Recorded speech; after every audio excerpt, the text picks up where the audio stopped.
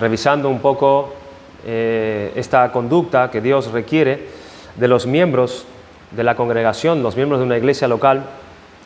Yo creo que algunas bastantes cosas buenas, interesantes, hemos podido aprender en cuanto a lo que el Señor Jesucristo requiere, de cómo tenemos nosotros que conducirnos en la casa de Dios, que es columna y baluarte de la verdad. Hemos visto, o estamos viendo, en esta sección 4, acerca de la conducta requerida de los miembros. ¿Cuál es la conducta requerida de los miembros? Y miramos en ese párrafo A, en el cual todavía estamos en esta mañana, y seguiremos un poco más, como encabezado, una relación piadosa con la iglesia.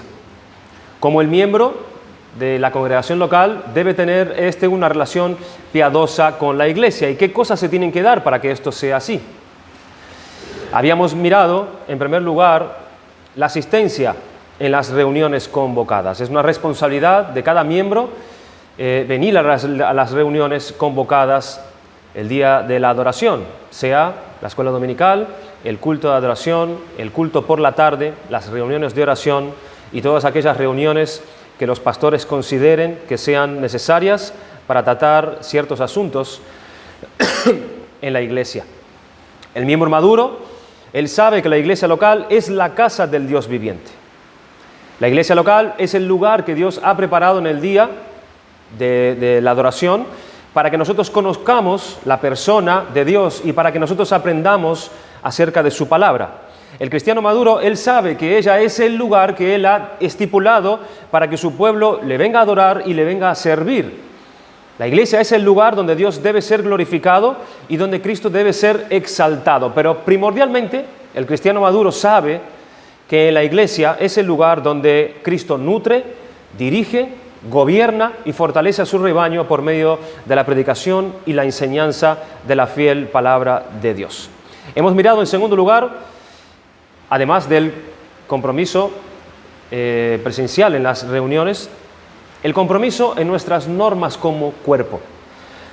Y habíamos comentado acerca de la responsabilidad de todo miembro al contribuir con el mantenimiento de la pureza de la doctrina.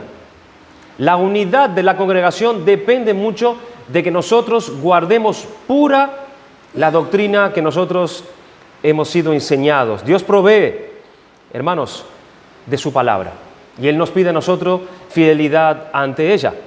Así que la iglesia, los miembros, están llamados a perseverar, tienen un compromiso en guardar la unidad de la iglesia mediante la pureza de la doctrina. En tercer lugar, miramos también el sostenimiento financiero. Los miembros tienen la responsabilidad de mantener financieramente la iglesia local a la cual pertenece. Se espera que todos los miembros de esta congregación local se conformen con esta regla que encontramos en la Escritura. Dios provee el trabajo, Dios es el que provee los salarios a los miembros para que estos, en una relación piadosa con la iglesia, ellos cumplan con la responsabilidad de mantener financieramente a su iglesia local.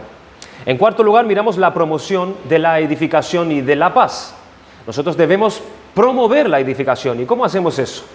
El creyente maduro sabe que él pertenece a un cuerpo. Él sabe que ese es un cuerpo que está compuesto por muchos miembros. Y cada uno de esos miembros, el cristiano maduro sabe que tiene una función particular dentro del cuerpo. Por lo tanto, se requiere una solicitud por la salud y protección de todo el cuerpo. Esta iglesia espera que cada uno de sus miembros se esforzará por el bien del cuerpo entero, procurando cultivar el conocimiento mutuo entre unos y otros. ¿Se acuerdan la importancia que hemos hablado de eso? Cultivar un conocimiento, debemos conocernos, debemos conocer nuestras necesidades, nuestros problemas. Nosotros debemos conocer a nuestros hermanos y tenemos que hacer un esfuerzo para eso. Y mantener una veracidad entre nosotros, una transparencia mutua. ¿Para qué? Para que se pueda dar el que podamos orar unos por los otros. Ayudándose unos a otros materialmente según requiere la necesidad.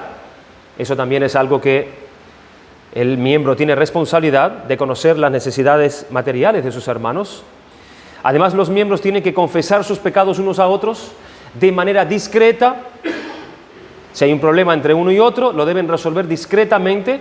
Yo no tengo que estar hablando en la congregación el problema que yo tengo con tal hermano, Los demás no tienen que enterarse ciertas cuestiones que yo tengo de manera privada con mis hermanos, sino yo tengo que llamarlo a él y en exhortación y en confesión de mis pecados buscar la paz de la iglesia.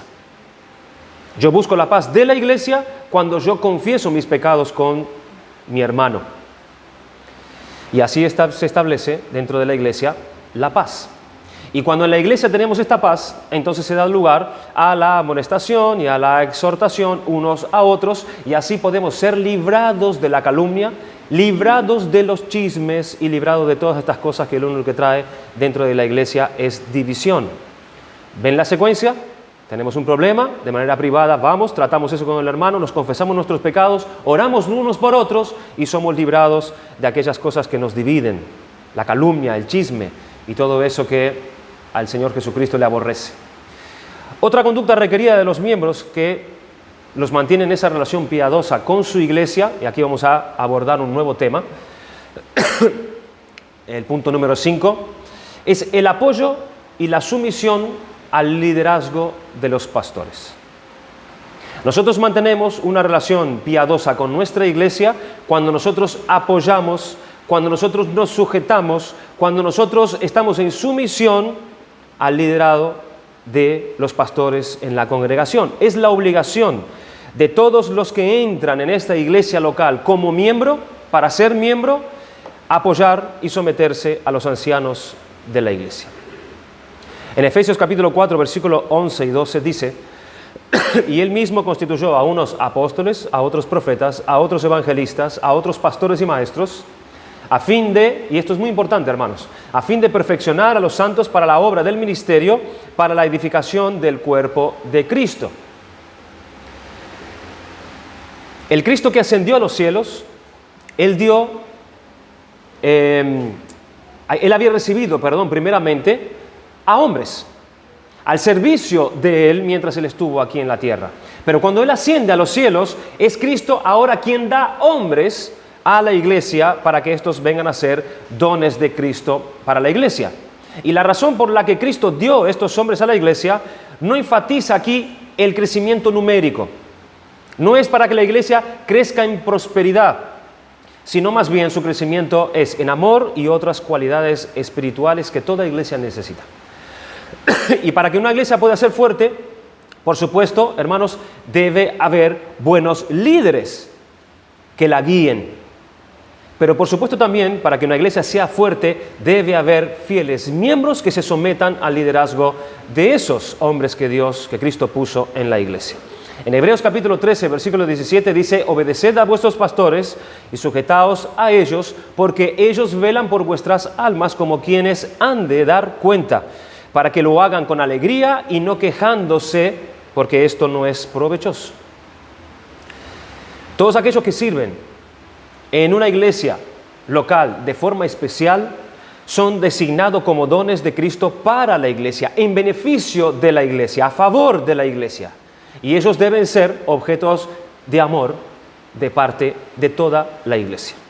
Sí, al estar ellos representando verdaderamente a Cristo, si es en esa condición que ellos están, representando el liderazgo del mismo Cristo, y aún así ellos son rechazados, entonces el rechazo es de Cristo mismo. Es de Cristo mismo. Hodge, él comentó lo siguiente acerca de esto. Él dijo: no existe evidencia en las Escrituras de haber un grupo de hombres autorizados para enseñar, pero no autorizados para exhortar. El caso es poco menos que imposible. Lo que aquí tenemos, por tanto, es una designación de ministros de congregaciones locales, ancianos docentes o supervisores que por medio de la exposición de la palabra, ellos pastorean sus rebaños. Y tal cosa no se puede hacer debidamente sin amor a Jesucristo, su Señor, y a los siervos que Él puso en medio de la iglesia. Fin de la cita. Pero en el versículo 12 se declara, hermanos, el propósito de esos dones, el propósito de esos hombres que Dios dio a la iglesia. Dice el versículo 12: a fin de perfeccionar a los santos para la obra del ministerio, para la edificación del cuerpo de Cristo. Es decir, proveer a la iglesia el equipo necesario para todos los santos para la obra de ministerio los unos a los otros a fin de edificar el cuerpo de Cristo. Hemos estado hablando la responsabilidad que tienen los miembros dentro de una congregación. Es decir, los miembros tienen un ministerio dentro de su iglesia local. Todos tenemos un ministerio aquí dentro. La exhortación, la edificación mutua, toda esa preocupación que hablamos hace un momento, la importancia de mi presencia aquí, todo eso está hablando de un ministerio que todos tenemos como miembros dentro de la iglesia. El propósito inmediato de los dones de Cristo es el ministerio realizado por todo el rebaño. Su propósito fundamental es la edificación del cuerpo de Cristo, vale decir, de su iglesia. La enseñanza es que no solamente los apóstoles, profetas, evangelistas y aquellos llamados pastores y maestros, sino que la iglesia entera debe estar ocupada en la labor espiritual de su congregación. Aquí se está poniendo en relieve aquel sacerdocio universal de los creyentes. Dijo también un comentarista, la asistencia a la iglesia debería significar más que ir a escuchar al pastor. A menos que, en relación con el culto, haya una adecuada preparación, un deseo de comunión cristiana, una participación de todo corazón y un espíritu de adoración, existe el peligro que se transforme en un sacrilegio dominical. Y también, durante la semana, cada miembro debe equiparse a sí mismo para realizar un ministerio definido, sea impartiendo aliento a los enfermos, enseñando, amonestando, exhortando, evangelizando al vecindario, distribuyendo tratados o cualquier obra para la cual esté especialmente equipado. Este comentarista está señalando aquí que existe un ministerio real de los miembros de la iglesia local. Entonces, la tarea de aquellos oficiales de la iglesia es equipar entonces a la iglesia para estas obras. Ven cómo este es un don beneficioso para la iglesia, porque hay un llamado de Cristo a cada miembro a ser un ministro de alguna manera en la iglesia, ministrar de alguna manera en la iglesia. Y Dios capacita a hombres, los pone sobre nosotros para ayudarnos a eso, para que nos ayude a que cumplamos eso, a Cristo. Y para que este equipamiento, hermanos, de los miembros se dé, Cristo llama a cada miembro entonces a obedecer a vuestros pastores y a sujetaros a ellos, para que esto se dé precisamente el lugar. Pero si tú creías que cumplir esto era solamente prestar atención a sus mensajes, si tú creías que apoyar su ministerio era solo recibir alguno de sus consejos y consideraciones, o solo reconocer que son la autoridad puesta por Dios en la iglesia local, y yo respeto entonces de algún modo eso, si tú creías que solamente significa eso, apoyar el ministerio de los pastores, te has quedado muy corto, pero muy corto. ¿Qué significa esto? ¿Qué significa realmente esto de apoyar y someterse a los ancianos de la iglesia? Hermanos, no se olviden que estamos tratando en esta sesión 4 la conducta requerida de los miembros. La conducta requerida de los miembros y qué cosas deben darse en un miembro maduro para que éste venga a tener una relación piadosa con su iglesia.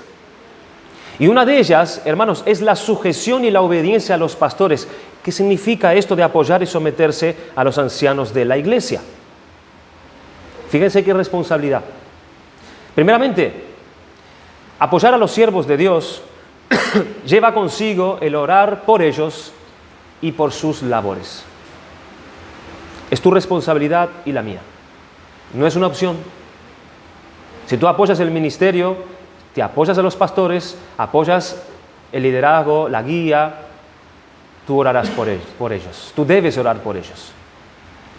En Romanos capítulo 15, versículo 30, dice, pero os ruego, hermanos, Pablo hablando, por nuestro Señor Jesucristo y por amor del Espíritu, que me ayudéis orando por mí a Dios. Él oraba por sí mismo.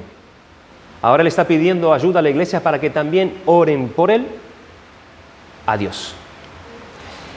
Pero ¿qué quiere Pablo que oremos por él? ¿Qué pedía Pablo que estos hermanos oraran por él? ¿Por qué asunto?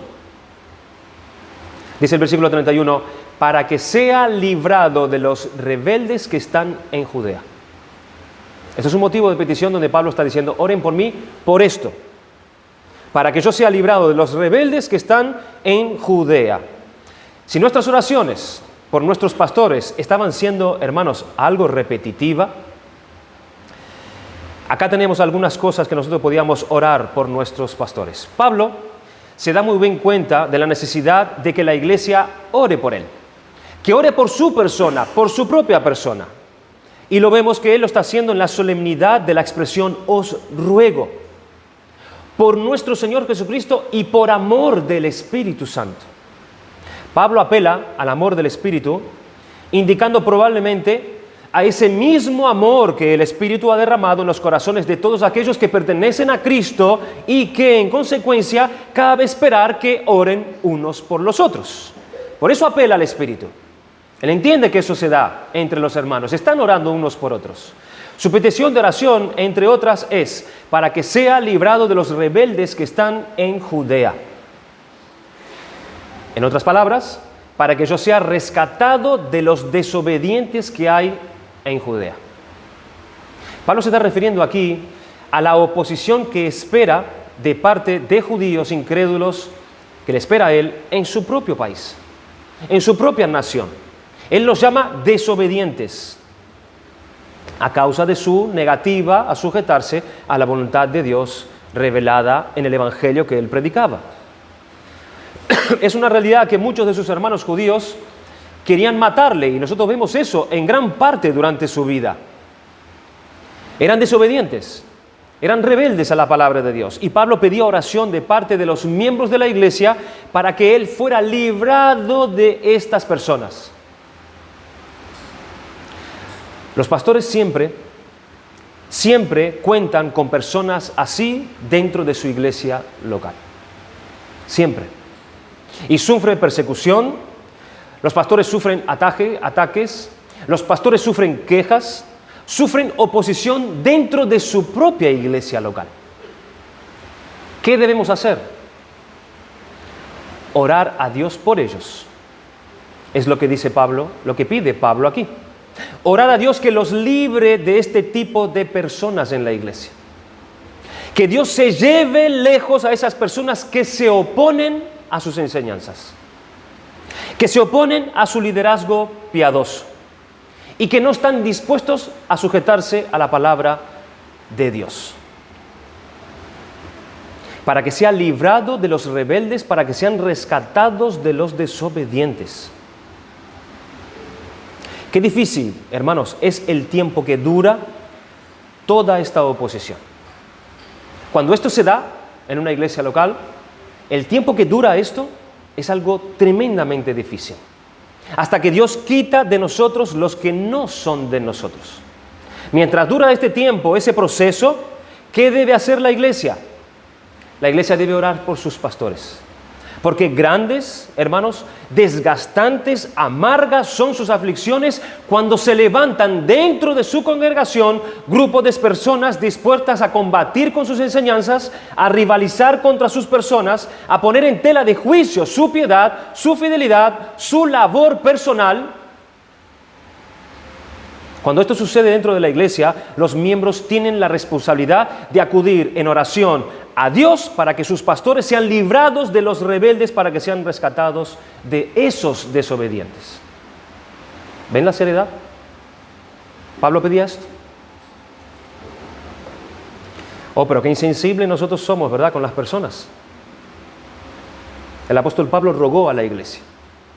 Rogó a la iglesia que se presentaran ante Dios y pidieran por él, para que él sea librado de los que lo perseguían a él, de aquellos que se estaban rebelando, de los que no están dispuestos a someterse al evangelio, porque el tipo de personas así en la iglesia es más bien estorbo, trayendo división, trayendo contienda, trayendo falta de paz, y no se puede vivir en una iglesia local así, no se puede.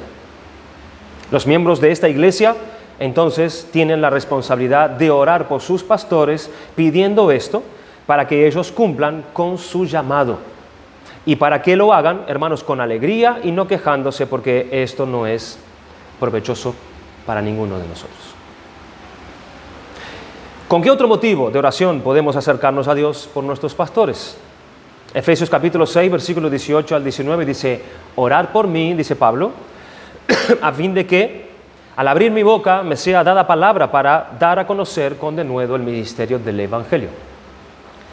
Pablo entendía que el Señor lo había escogido a él para ser un líder prominente en la iglesia en su tiempo.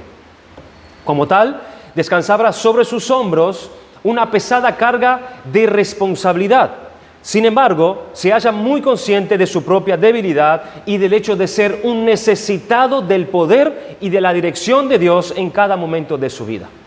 Así que Pablo pidió que sus hermanos le recordasen en sus oraciones. No pide que oren para que él sea librado de la prisión. No escuchamos nunca a Pablo orar por esto. Ni de las aflicciones que él pasaba tampoco.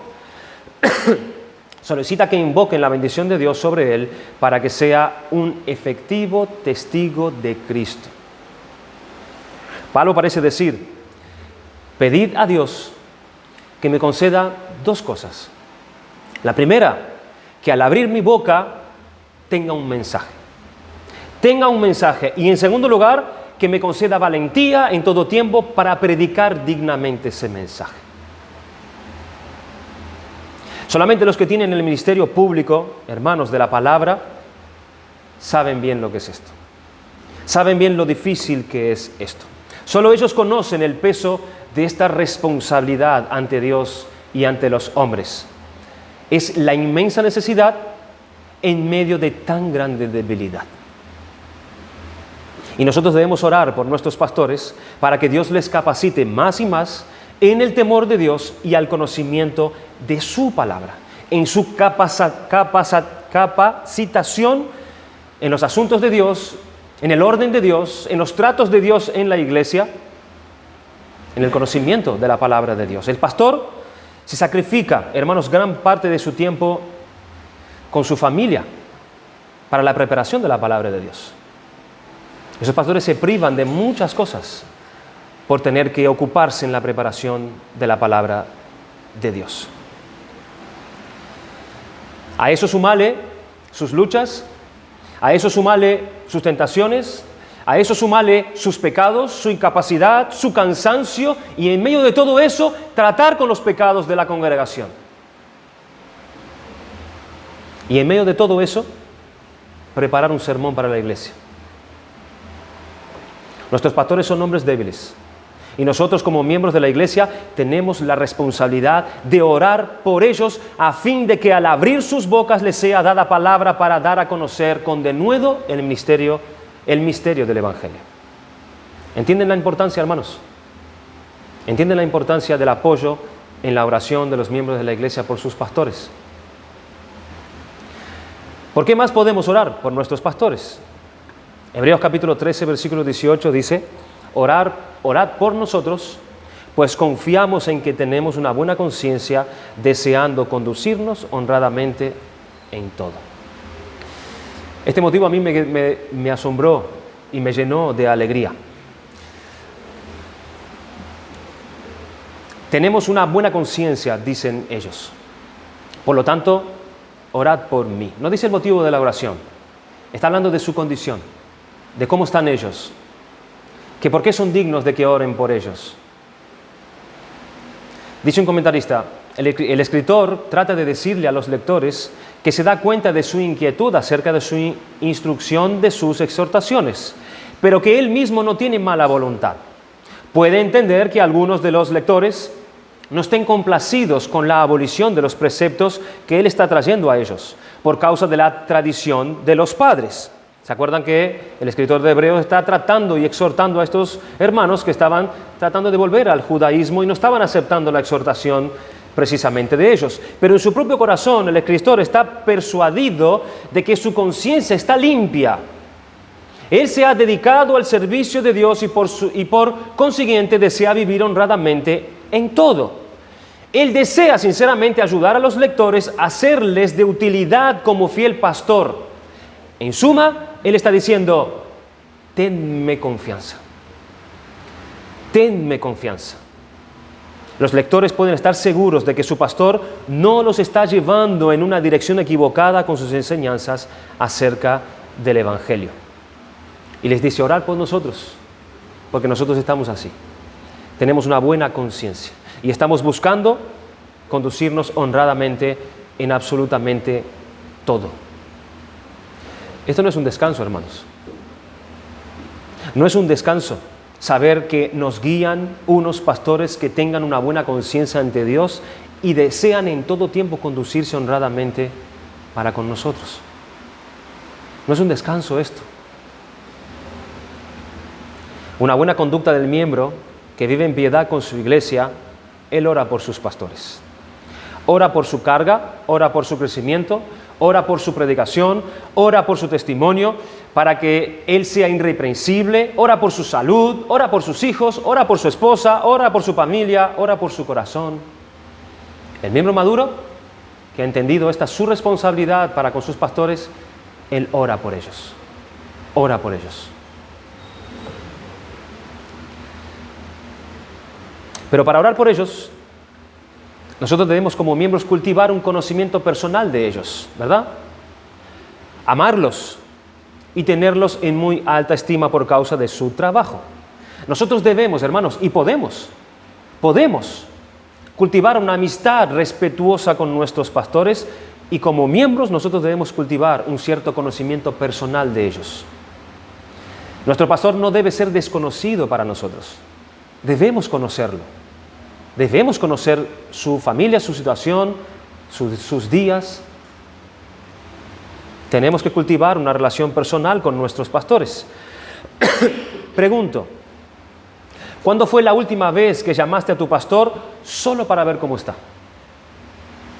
¿Cuándo fue la última vez? Solo para saber cómo está. Solo para preguntar si tiene alguna necesidad que tú puedas suplir a él. ¿Cuándo fue la última vez que llamaste para eso? Porque generalmente cuando nosotros llamamos a nuestros pastores es porque nosotros lo necesitamos para algo. ¿Verdad?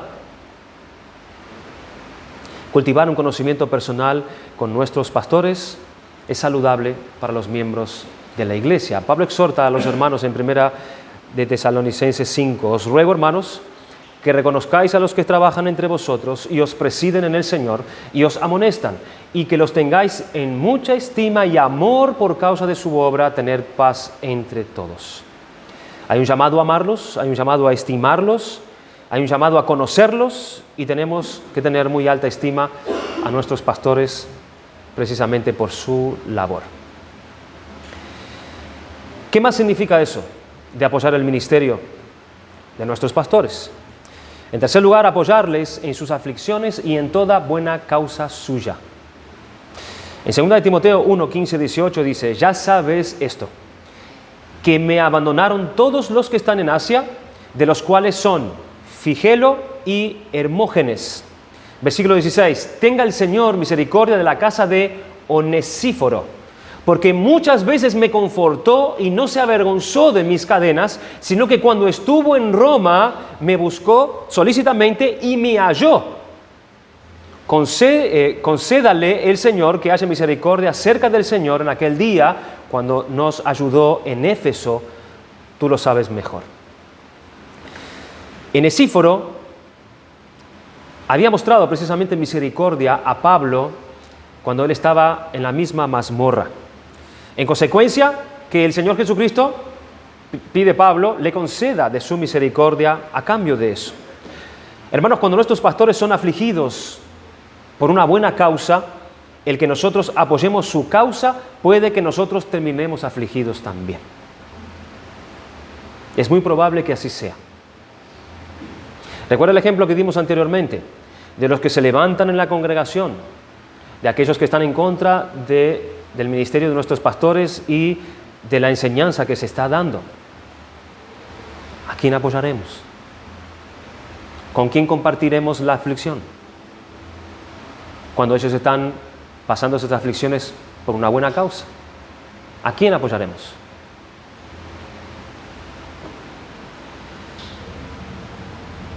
Nosotros tenemos que ayudarles y defenderles en vez de perjudicar o dañar su buen nombre.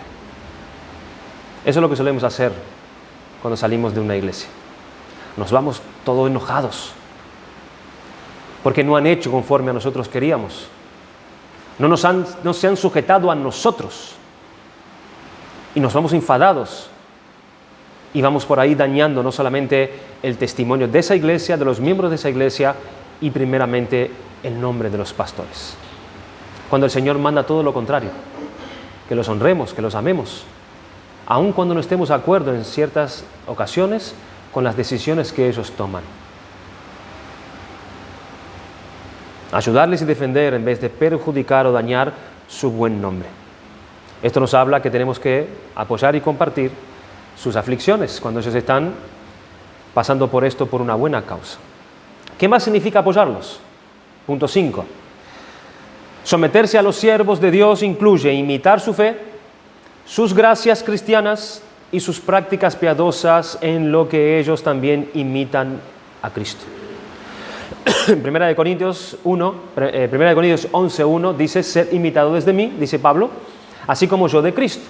Hebreos capítulo 13, versículo 7, acordaos de vuestros pastores que os hablaron la palabra de Dios, considerad cuál haya sido el resultado de su conducta e imitad su fe. Jesucristo es el mismo ayer, hoy y por los siglos. La exhortación, que sabemos que hablan la palabra de Dios, esos pastores que nosotros sabemos que hablan la palabra de Dios al pueblo, ellos son predicadores del Evangelio de Jesucristo y son instrumentos de Dios en la edificación de la iglesia, es decir, del cuerpo de Cristo, como bien dijimos al principio. Considerar cuál haya sido el resultado de su conducta, dice aquí el versículo. Aquí se nos llama a considerar, es decir, mirar, pensar, perder tiempo en mirar cómo viven, en mirar cómo se conducen, en mirar cómo hablan, en mirar cuáles son sus hábitos.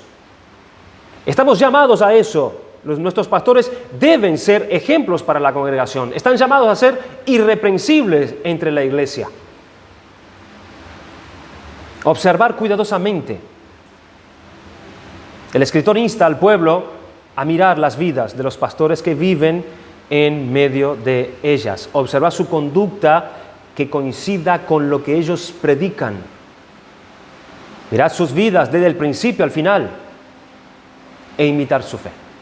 Imitad su fe. Pablo dijo: sed imitadores de mí, así como yo de Cristo. ¿Cuándo son dignos de imitar, de ser imitados nuestros pastores? Cuando estos están llenos del temor de Cristo y están andando tras sus pasos. Y cuando nuestros pasos están tras los pasos de Cristo, cuando los pasos, de nuestros pastores están tras los pasos de Cristo, entonces podemos estar tranquilos y andar detrás de los pasos de nuestros pastores. ¿Qué más significa apoyar a los pastores? 6. Recibir su enseñanza con toda prontitud de mente y espíritu enseñable, aunque con una lealtad final a la palabra de Dios. No es a ellos, no es a su persona, finalmente es a la palabra de Dios. Recibir su enseñanza, recibir con corazón y mente pronta lo que ellos nos enseñan, prestando atención humilde a sus reprensiones y amonestaciones bíblicas como aquellos señalados para velar por las almas de los miembros y comprometidos a presentarles completos y maduros ante Cristo. Los pastores son conscientes de su labor. Ellos son conscientes que son llamados a presentar a ustedes de tal manera delante de Dios. Y ese es su temor, es ante Dios. Los hombres que Cristo llama para apacentar su iglesia se toman seriamente la tarea que Dios les ha encomendado. Dice que ellos velan por vosotros. Esto significa que ellos realmente pierden su sueño por cuidar y bien el bienestar espiritual de los creyentes. En Ezequiel capítulo 3, versículo 17 al 18, escucha lo que dice: Hijo de hombre, yo te he puesto por atalaya a la casa de Israel. Aquí está el pastor escuchando lo que Dios tiene para decirle. Oirás, pues, tú la palabra de mi boca y los amonestarás de mi parte. Cuando yo dijere al impío, de cierto morirás, y tú no le amonestaste ni le hablares, para que el impío sea apercibido de su mal camino a fin de que viva, el impío morirá por su maldad, pero su sangre demandaré de tu mano. Qué palabras duras para el ministro de parte de Dios. Estos dirigentes deben rendir cuentas a Dios, ya que Dios es el supervisor de ellos. Es Dios quien está en primera fila escuchando su mensaje, supervisándolo. Los pastores permanecen con la congregación, están atentos al cuidado de los miembros, los nutren espiritualmente, alejan los ataques engañosos y administran la disciplina cuando es necesario. Juan Calvino escribió: cuanto más grande sea su carga, tanto mayor ha de ser el honor que merecen, ya que cuanto más trabajo hace alguien a nuestro favor y cuantas más dificultades y peligros se enfrentan por nosotros, tanto mayores son nuestras obligaciones para con Él. Por esta razón, nosotros debemos buscar y considerar con mucho cuidado su consejo como aquellos contados fieles por el Señor. Observar sus consejos, escuchar sus consejos. En 1 Corintios 7:25 dice: en cuanto a las vírgenes, no tengo mandamiento del Señor, mas doy mi parecer, dijo Pablo, como quien ha alcanzado misericordia del Señor, para ser fiel. Las vírgenes que llegaban a la edad del matrimonio, ellas no estaban seguras en esa época de casarse o no casarse. Y esto se daba por dos razones, porque había muchas personas que estaban diciendo que era mejor no casarse, era mejor quedarse como están. Y la otra razón era porque había una gran crisis actual. Entonces casarse quizás no convenía en ese momento mismo. No tengo mandamiento del Señor, dijo él, en cuanto a este asunto, para responder a la pregunta de si el celibato es bueno o el matrimonio es malo. Para eso Pablo podía apelar a Génesis 6 o Génesis 2. Sobre el divorcio, él descansaba en una palabra del Señor que dijo a los fariseos que los votos matrimoniales eran permanentes y que no se debían violarse. Allí en Mateo capítulo 10, versículo 8, y lo encontramos también en Filipenses 6. Pero en lo que se refiere a las vírgenes que planean casarse, Pablo no tenía un mandamiento directo de parte del Señor para esta cuestión. Pero él dijo: pero doy mi opinión, como uno que es digno de confianza por la misericordia del Señor. En este versículo dice que solo da su opinión. Pablo habla sin comunicar un imperativo divino de parte de Dios, pero confía en el Señor que lo llamó a él a ser apóstol. Escuchen lo que dice un comentarista a esta actitud de Pablo. Qué interesante. Pablo hace notar que Dios le mostró misericordia por lo que llegó a ser fiel. No por su propia capacidad, sino por la bondad de Cristo. El Señor lo llamó a ser apóstol y lo adornó con numerosos dones. Pablo usó esos talentos presta y obedientemente para servir a los seguidores de Cristo, es decir, la iglesia. En todas sus epístolas reconoce que en su misericordia Cristo lo convirtió de perseguidor de la iglesia en fundador de la iglesia. El Señor lo convirtió en edificador, consejero, predicador y maestro. Pablo llegó a ser un fiel ministro del Evangelio. Los creyentes podían confiar en él. Pablo demostró su fidelidad a Jesús. Además, se ganó la confianza de estos creyentes, de manera que ellos se acercaban a él para pedirle consejo. Pablo les da su opinión y espera que los corintios sigan su consejo. Si tenemos entre nosotros pastores que temen a Dios, que entienden su llamado, que velan por vuestras almas, que se preocupan por sus estados espirituales, que sufren aflicciones por toda buena causa, que vemos que han sido capacitados por Cristo para enseñar, para exhortar, para amonestar con mansedumbre y amor, que son ministros fieles del Evangelio, que son dignos, que nosotros imitemos sus vidas, que imitemos su fe, que muestran fidelidad a Cristo, entonces son dignos de toda confianza de los miembros de su iglesia local, de manera que los miembros puedan acercarse a ellos para pedir consejo de todo asunto. Si el pastor no tiene claro qué aconsejar en ese momento, él humildemente mandará al miembro a esperar mientras él escudriña la palabra, mientras él ora pidiendo a Dios la luz para ello, y si es necesario, él buscará consejo aún en otros pastores. Y si se equivoca el consejo que me ha dado, ¿qué pasa?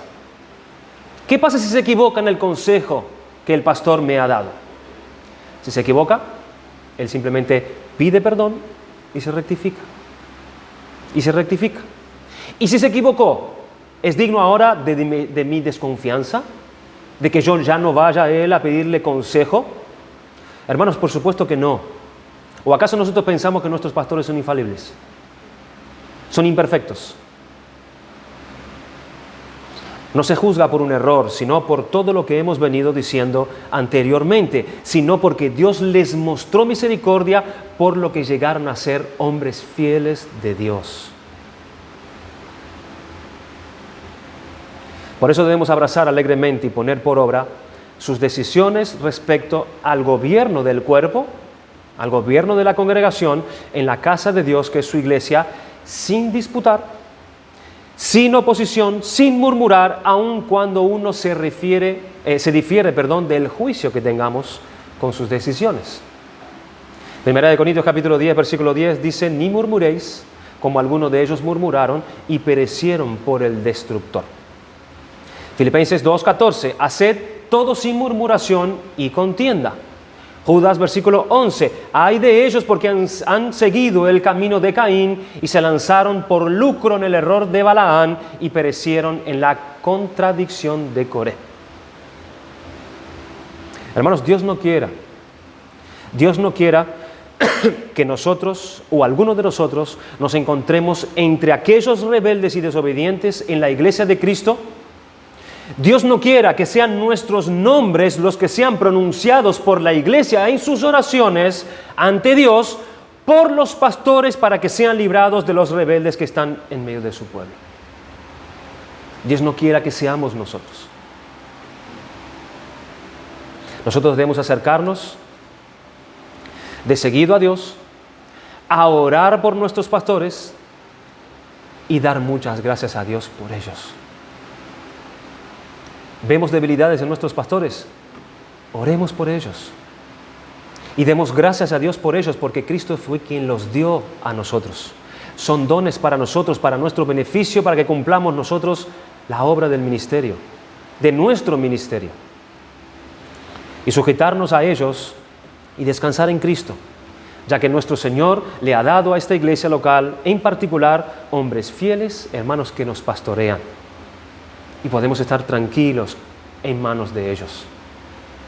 Que el Señor nos ayude, porque si tenemos lucha con estas cosas, tenemos que tratar con nuestro corazón, porque es a Cristo a quien no nos sujetamos, y es a Cristo a quien debemos sujetarnos, por medio de los hombres que Él puso sobre nosotros y en medio de nosotros. Damos gracias al Señor por su palabra.